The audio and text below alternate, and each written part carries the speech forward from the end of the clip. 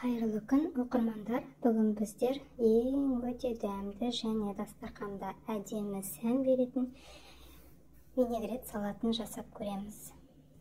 Алдымен біздер осылай қызылшаны және сәбізді, картопты суға қайнатып аламыз. Сыртын әбден тазалап жуып, мен өзім үйдегі қызылша қайнататын арнайы ыдысым бар, соған қайнаттым.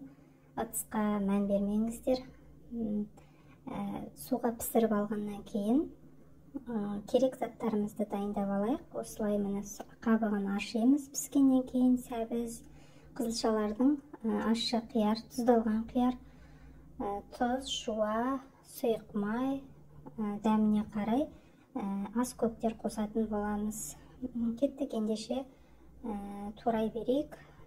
Картопымызды құрамына қосатын салат құрамдарын біркелкі уақ етіп, төрт бұрышты етіп турап аламыз. Алдымен картопымызды көбіктеп, яғни төрт бұрыштап турап аламыз.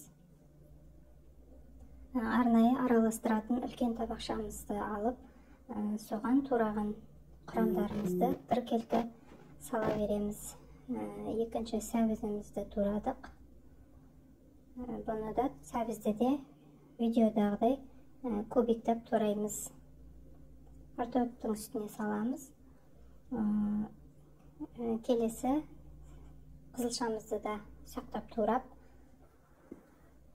салаттың үстіне саламыз.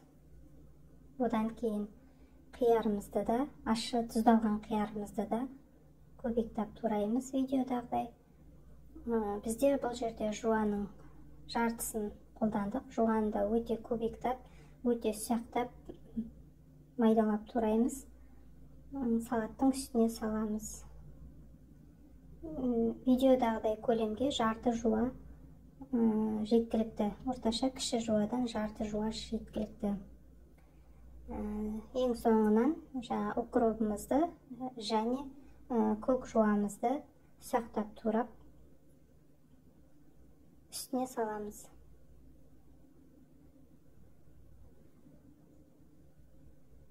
Татымына қарай аздап тұз қосамыз. Себебі бұл жерде бізде тұздалған қиярымыз өзі арнайы бөлек ащы дәмін береді. Көз мөлшерімен сұйық майымызды құямыз. 2 немесе 3 ас қасықпен құюға болады. Және сәл қара бұрыштан, ұнтақ қара бұрыштан септім мен бұл жерде, жақсы дәм беру үшін. Қалауыңызша салсаңыз да болады, салмасаңыз да болады.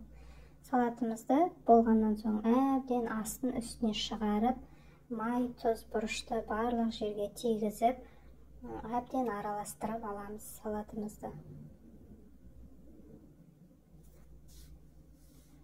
Араластырып болдық. Салатымыз өзі тұрып, қызылшасының бояуы шығып, салатқа әдемі өң береді. Салатымыз дайын. Арнайы ыдысқа салып, салқындатып, ысы тамақтың қасына берсеңіздер болады. Ас болсын, жасап көріңіздер.